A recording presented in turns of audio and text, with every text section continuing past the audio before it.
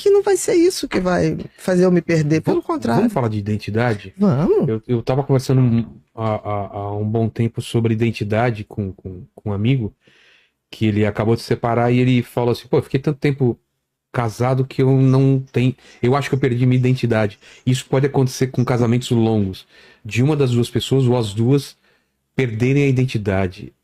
Quando a gente conquista a identidade e quando a gente perde?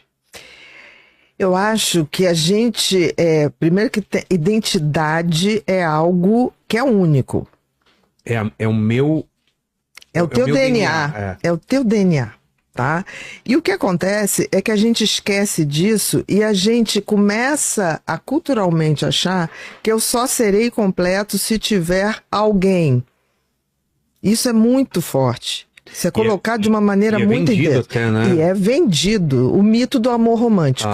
Qual o mito do amor romântico? Metade da laranja. Metade da laranja. O mito do amor romântico. Qual é o mito do amor romântico? Que você vai ter uma pessoa que vai te dar apego, ou seja, você vai dar coisas para ela e vai ter também cuidado dessa pessoa, vai te dar tranquilidade, acolhimento, vai te dar sexo do bom. Você acha possível essas três coisas ao mesmo tempo sempre? Sempre. Não! Até porque esses três circuitos no cérebro são circuitos totalmente diferentes. Então, se eu estou acionando um, eu não estou acionando o outro. Tipo, aquele cara com os pratos, vários pratos... Você tem que ir rodando um aqui, roda outro. Exatamente, eles não vão rodar sozinho o tempo todo. Eu tenho que ter uma maestria para fazer aquilo, muito treinamento. Então te vendem que isso aí é o que tem que funcionar.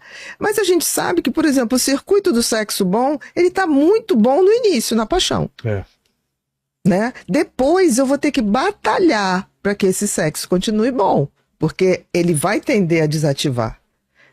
O apego é uma coisa, por exemplo, se eu trato você bem esperando que um dia você me trate bem, pode não ocorrer. Mas eu posso batalhar para dizer exatamente assim, poxa, não tá legal. Aquele dia que eu não estava legal, eu achei que você podia ter me dado mais força. Isso tudo, relação dá trabalho. Poxa. É que nem criar filho. Quem disse que criar filho não dá trabalho? Filho dá um super trabalho, é um grande amor. Né? Então eu acho que as pessoas começaram a comprar relações como se fossem scripts. Não, eu vou fazer isso, vou encontrar um cara, uma mulher assim, uma fórmula, tá tudo certo, consegui. Se eu fizer isso. É que nem serviço público. Passou, agora deixa que roda. Não roda. Se você deixar tudo rodando, as coisas se desfazem. Não precisa nada. Você tem um jardim. Se você não cuidar, meu querido, ele acaba. Se o carro não entrar em manutenção, ele acaba. Então, assim, as relações também são assim. E precisam ser nutridas. O problema é que nas relações, você começa de uma maneira. Não é possível que um casal, ao mesmo tempo...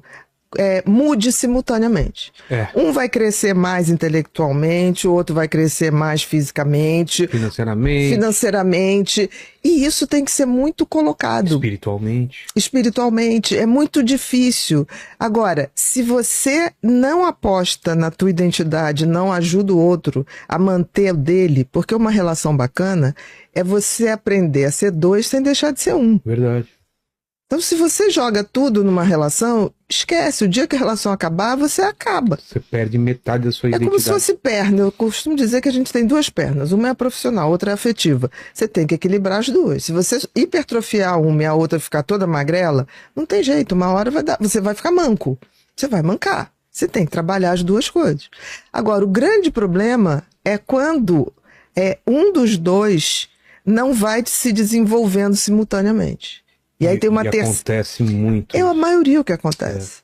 Por quê? Porque aí a pessoa fala, não, porque você está fazendo, aí eu tô parada. Tá parada porque não fez projeto também.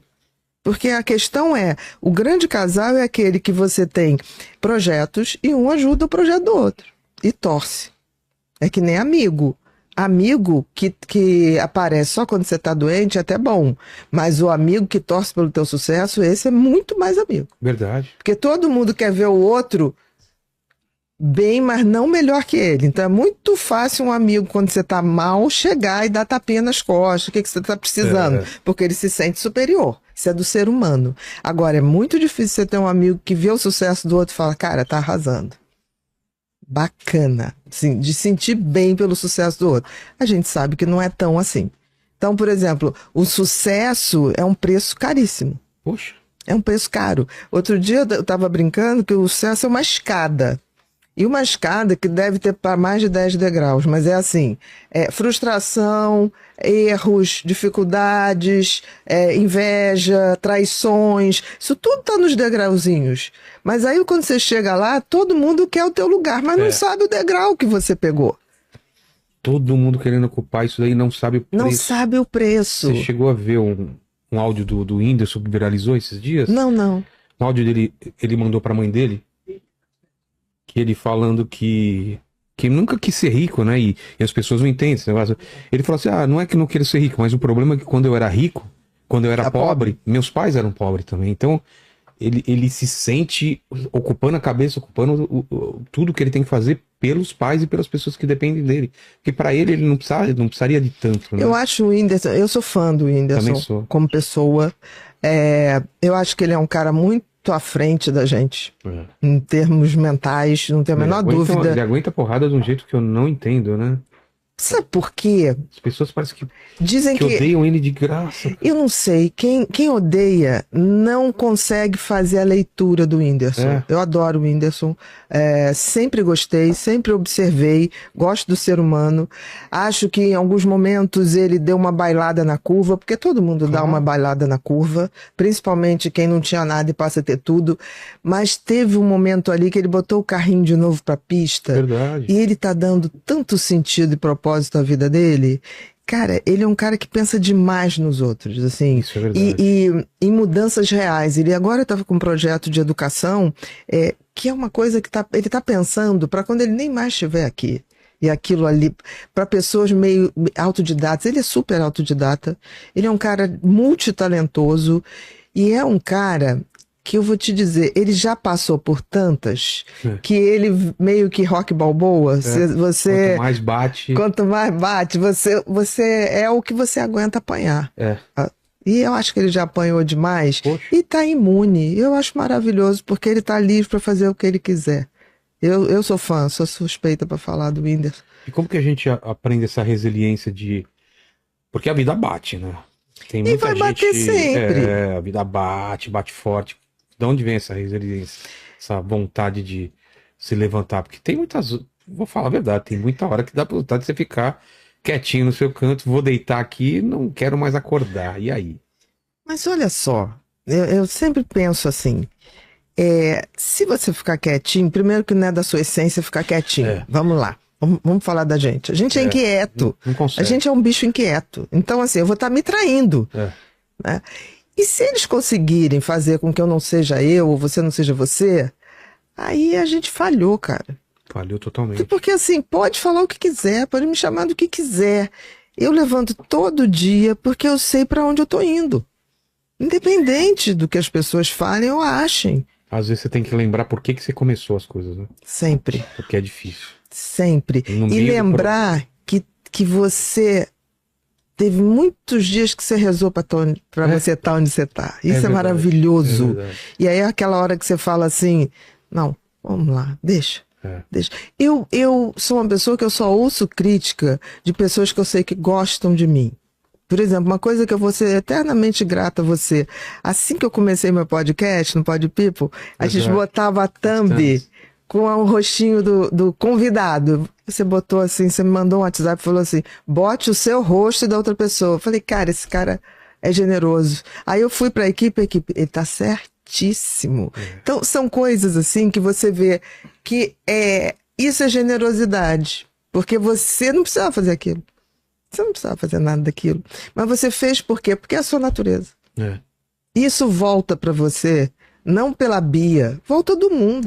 Eu acredito nisso também. Volta, entendeu? Então, como é que você aprende depois que você separa? Você lembra de quem você era. Ou quem você sempre foi. Mas é fácil se perder também, né? É fácil, mas se você não lembrar que você sempre existiu antes da relação, aí você vai estar traindo a você.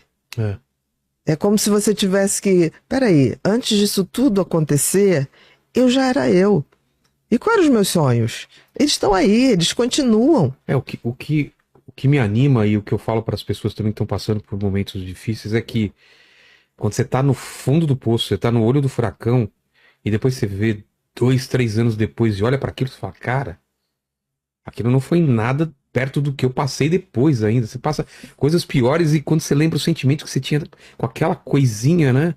Por isso que a gente não pode também, às vezes, merecer o que as pessoas estão pensando. Fala, pô, como que a pessoa tá sofrendo por causa disso? Ela tem tudo. Você não tem ideia daquela luta, né? Mas tem uma coisa no cérebro muito interessante. Todo mundo tem uma fênix em si. Isso já descoberto por pesquisas. Uma capacidade de se regenerar, se fosse assim, mentalmente. Não é regenerar, mas se autofazer. O que acontece é que quando você está numa situação dessa, tem uma hora que tem um circuito que, se você deixar acionar, aciona da seguinte maneira: não suporto mais estar assim.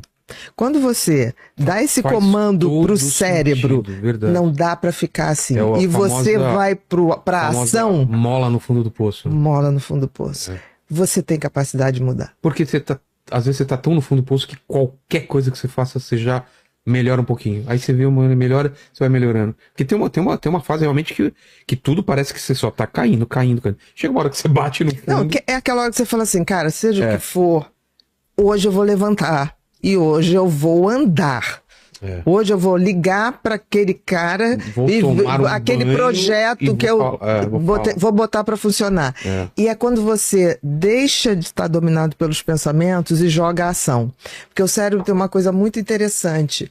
Ele não consegue lidar com pensamento e ação ao mesmo tempo. Como assim? Quando a gente tá agindo, a gente não tá pensando sobre? Exatamente. Então, quando você tá num espiral negativo de pensamentos ruins e você se põe em ação, seja ação física, de preferência fisicamente, o que acontece é que desativa aquele circuito autodestrutivo. Você sai daquele ciclo moto perpétuo e o corpo tem que se preocupar com o que ele tá gastando. Com o que ele tá fazendo. Então, por exemplo, uma coisa que toda vez que eu tava com algum pensamento assim ruim e que aquilo ficava, putz, isso não vai dar certo, eu sempre peguei a bicicleta e dava 2, 3 voltas na lagoa. Faz sentido. E aquilo me dava uma coisa, eu falei, esse negócio dá certo. E depois pesquisa. É químico.